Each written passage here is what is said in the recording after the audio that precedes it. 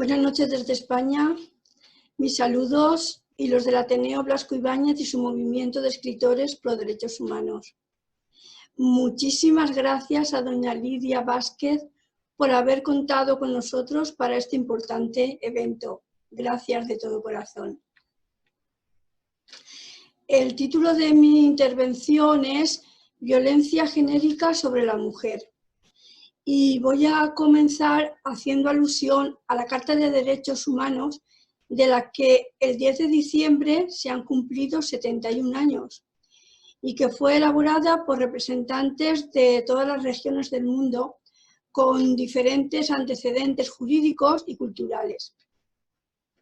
La declaración fue proclamada por la Asamblea General de las Naciones Unidas en París el 10 de diciembre de 1948 y lo hizo en su resolución 217A.3.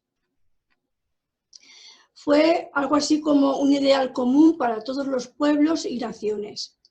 La declaración establece por primera vez los derechos humanos fundamentales que deben protegerse en el mundo entero, y han sido traducidos a más de 500 idiomas. Su artículo primero dice así: todos los seres humanos nacen libres e iguales en dignidad y derechos, y dotados como están de razón y conciencia, deben comportarse fraternalmente los unos con los otros.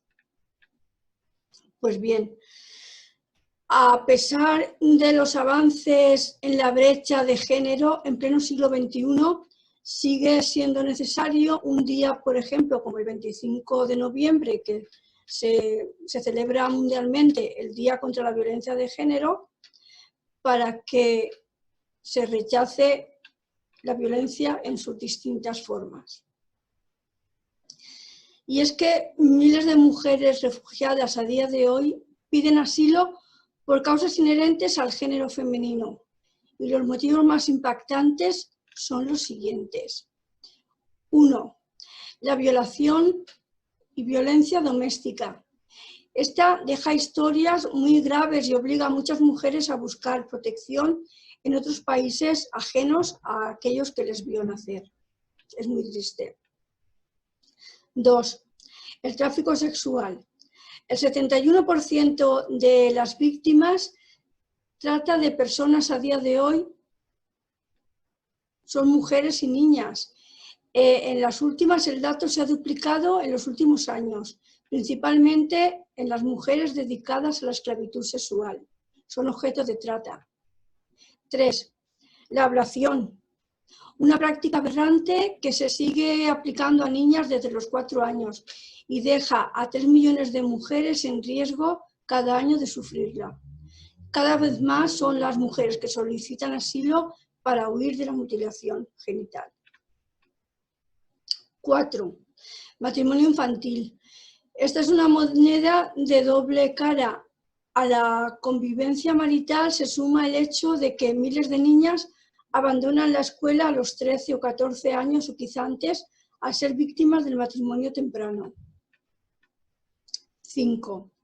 La violencia sexual en los países en guerra y conflictos, ante la falta de autoridades reguladoras, se dispara, cobrándose así como principales víctimas a mujeres y niñas refugiadas y desplazadas. Lo estamos viendo ahora. En España, a día de hoy, son 33 las mujeres que han muerto a manos de sus compañeros sentimentales.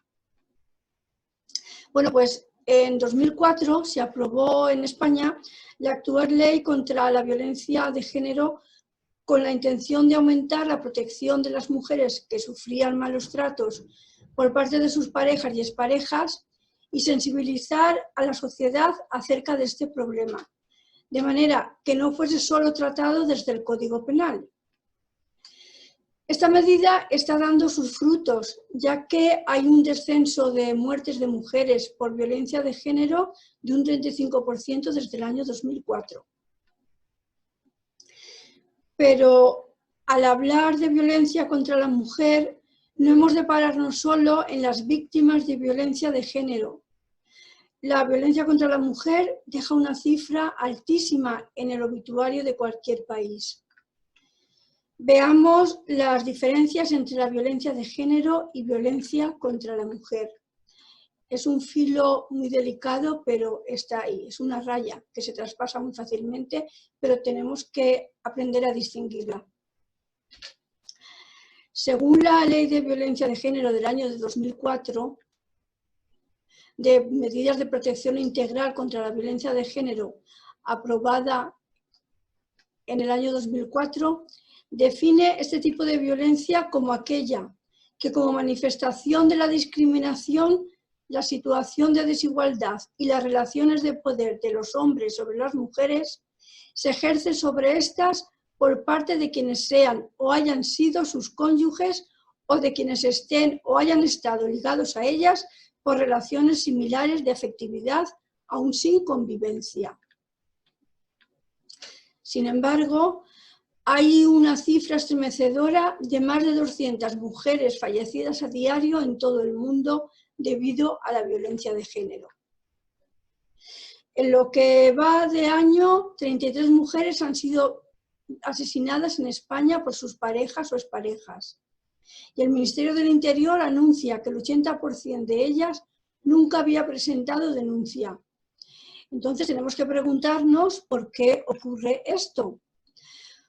Pues según estudios que hemos realizado, entendemos que la mujer se ve desprotegida a la hora de hacer frente ella sola a las necesidades económicas de su familia, y esto si se separa.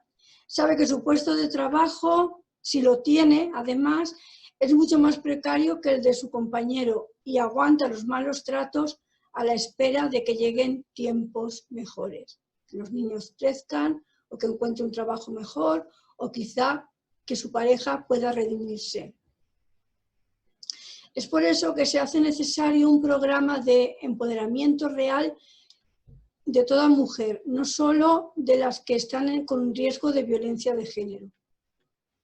Muchas de estas medidas están en marcha, como es la ley de paternidad, que otorga a los dos padres la misma semana intransferiblemente para cuidar del recién nacido. Esta es una medida que, por lo menos en España, está dando muy buen resultado, porque antes la mujer tenía la obligación de cogerse ella solamente la baja maternal, y ahora, al estar obligado el hombre a cogerse también varias semanas, no pueden transferirlas, con lo cual la mujer ya no va a ser despedida cuando se incorpore a su puesto de trabajo, porque el hombre también ha tenido ese descanso paternal. Otra medida es la de la inflexibilidad laboral que gestionan muchas empresas con sus empleados, donde pueden trabajar desde casa y cumplir sus objetivos a la vez que se propicia una mayor conciliación. Esto se está acentuando más ahora con el tema del coronavirus, que se está trabajando mucho desde las casas. Pero todas estas medidas no son más que tímidos apuntes estructurales que, aunque permiten avanzar en la consecución de la igualdad efectiva entre hombre y mujer, según los expertos, esta realidad no se verá alcanzada hasta dentro de 70 años. 70 años en todo el mundo, se entiende, claro, pero para entonces es posible que nuestro planeta necesite atenciones de supervivencia, como puede ser la gestión del agua, de los alimentos y de la radiación solar, entre otros. Pero las mujeres no mueren solo a causa de la violencia de género, es decir, a manos de sus parejas o exparejas sentimentales. Hay muchas clases de violencia que la mujer sufre por el solo hecho de haber nacido mujer y por imposición social del rol que se le ha asignado en la cultura de la sociedad donde vive. Así pues, ¿qué es la violencia contra las mujeres? La violencia contra las mujeres es un acto sexista que produce cualquier tipo de daño físico, psicológico o emocional y se traduce en el maltrato verbal o físico en cualquier contexto. He recogido todos los tipos de violencia contra las mujeres porque no hay ninguno que sea menor. Todos son consecuencia de la discriminación que las mujeres sufren a través de las leyes o la práctica, y persisten por razones de género, y todos, desde el menosprecio o la discriminación hasta la agresión física, sexual o el asesinato, son manifestaciones de la necesidad de un cambio y un problema gravísimo que se debe solucionar para obtener una igualdad real entre las personas. Así, los expertos distinguen varias clases de violencia contra la mujer. 1. La violencia económica.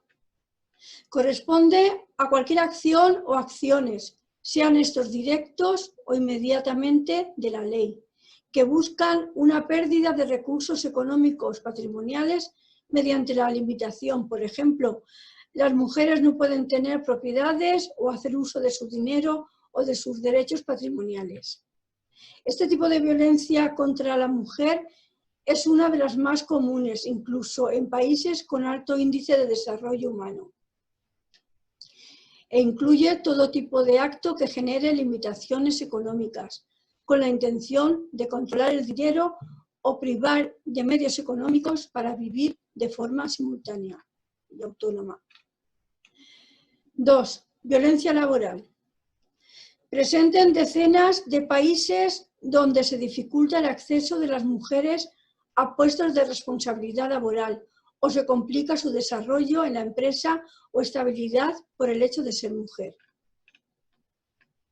Este tipo de discriminación constituye uno de los más comunes también, y algunos ejemplos son el no cumplimiento de igual salario para hombres y mujeres en puestos idénticos, o los despidos y no contratación a causa de posibles embarazos.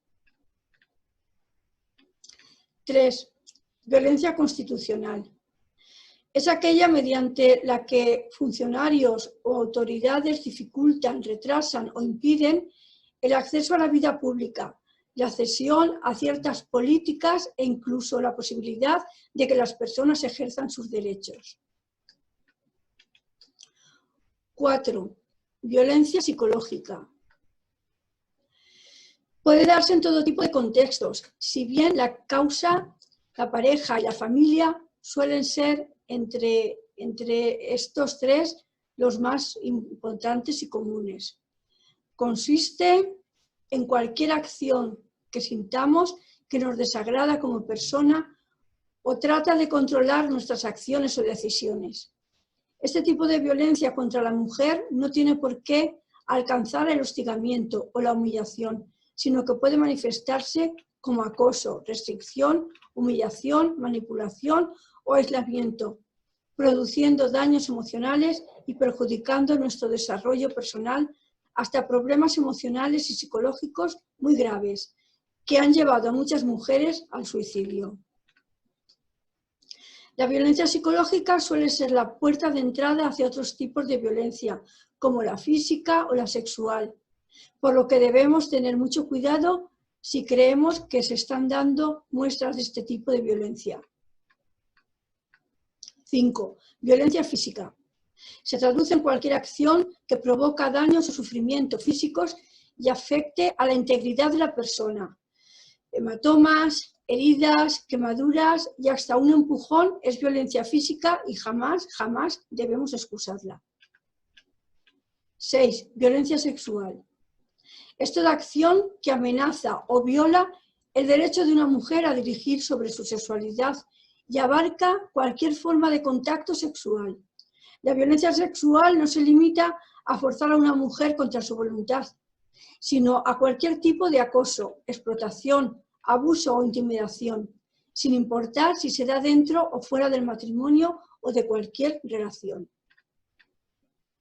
Y por último, está la violencia simbólica, que es aquella que recoge estereotipos, mensajes, valores o signos que transmiten y favorecen el hecho de que se repitan relaciones basadas en la desigualdad, el machismo, la discriminación o la naturalización de cualquier rol de subordinación de las mujeres en nuestras sociedades. Se trata de un tipo de violencia contra las mujeres más difícil de erradicar, porque está anclado en la colectividad y la mera permisibilidad de fortalecer. Así, un chiste o la transigencia entre valores que tradicionalmente se han aceptado dificulta el cambio. podemos acordarnos pues, de los piropos, que por lo menos aquí en España hace unos 30 o 20 o 30 años iba por la calle una mujer, pues se le decían toda clase de piropos y parece que tenían que ser aceptados, fuesen agradables o no a la mujer. Por eso entendemos que es necesaria un empoderamiento de la mujer, hay que favorecerlo. Las mujeres representan el 52% de la población mundial y a pesar de eso, su presencia en las altas esferas del Estado en todo el mundo y todavía en el siglo XXI es inferior al 15%. Pocas veces vemos a la mujer ocupar un cargo en la cartera ministerial de Economía y Hacienda o el más alto puesto de responsabilidad de los bancos centrales y en las más importantes centrales sindicales. Sin embargo, las estadísticas demuestran que el acceso de la mujer a la universidad en los países donde les está permitido cuenta con un mayor rendimiento intelectual y aprovechamiento que eleva el porcentaje un 60% de mujeres que acaban la carrera frente al 40% de hombres que la consiguen. ¿Cuántas veces estamos viendo menospreciada la capacidad intelectual de una mujer a favor de un hombre a la hora de acceder a un puesto de responsabilidad?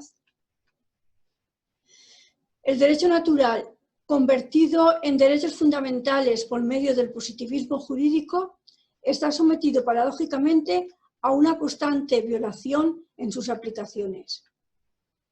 Uno de esos derechos, el más antiguo y el que a día de hoy aún no está superado y que es la puerta por donde se entra en todas las demás violaciones de derechos humanos, es el de la igualdad. Hombres y mujeres pertenecen al mismo grupo humano.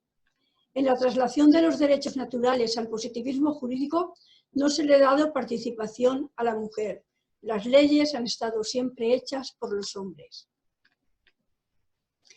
Ella no ha aprobado la ley que permita enterrar hasta la cintura a una mujer por haber sido infiel al marido y recibir pedradas hasta que muere, mientras el hombre puede tener tantas esposas como pueda mantener.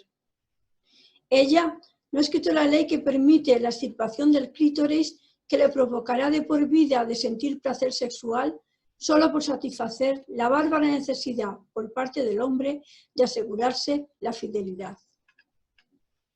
Ella no ha aprobado la ley que permite encerrar en un corral durante 12 días, sin más compañía que la de las bestias domésticas, sin ver a nadie y apenas sin comer, a la niña cuando tiene su primera menstruación.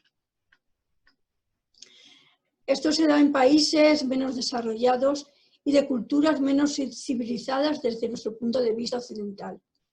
Y este es un ejemplo de culturas donde en algunos rige el derecho no escrito, o en el mejor de los casos, coexiste con el derecho positivo, en una alianza de brutal sometimiento hacia la dignidad femenina.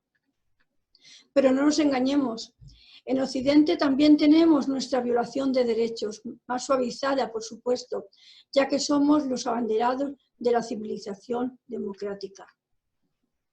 Sin embargo, sí hay una ley no escrita que las mujeres de todo el mundo firman cuando se enfrentan con valentía ante el injusto sometimiento de su condición, y es la pena de muerte a manos de quienes se creen con derecho a hacerlo.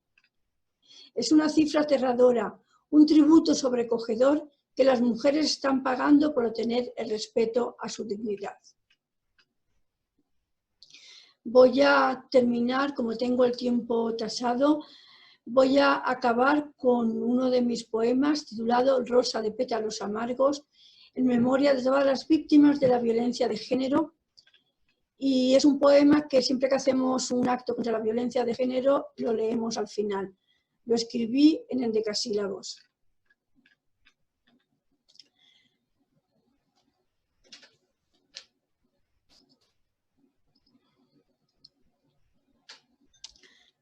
Tus nombres de mujer quedan sembrados en el estéril campo de la lágrima. La muerte te ha mirado y atónita y magnánima ha cerrado tus ojos. Hoy la vida te ha dado su ultimátum, por querer abrazarte a la esperanza, por decir basta ya a la amenaza, al insulto y al puño levantado. Hoy se hace más anónimo tu nombre. Eres número en un telediario. Mariposa, cruelmente traspasada, sujeta al alfiler del siempre nada. Su sombra de gigante te ha vencido y tu herida de sueño se desangra bajo el azul impávido de un cielo donde moran las diosas derrocadas. ¿Cuáles fueron tus sueños, tu esperanza? ¿En qué cofre guardabas tu tesoro, aquel que fue incapaz de descubrir? ¿Por qué fuiste heroica resistente e indultaste una vez la mano infame? ¿Por qué lavaste el lodo del insulto, borrando así la huella deleznable? Por ti, por mí, por ella, por la raza de la rosa de pétalos amargos, por la igualdad al fin reconocida, por los derechos que a todos hermana, cogeré tu bandera. No has caído, compañera, compañera del alma. Y termino con una reflexión. ¿Cómo se puede hablar de modernidad cuando una mitad del mundo no disfruta total y completamente de su condición de ser humano? Muchísimas gracias. Gracias, Lidia, por haberme invitado y un abrazo muy fuerte desde España de parte de los miembros del Ateneo Blasco Ibáñez y su movimiento de escritores pro derechos humanos.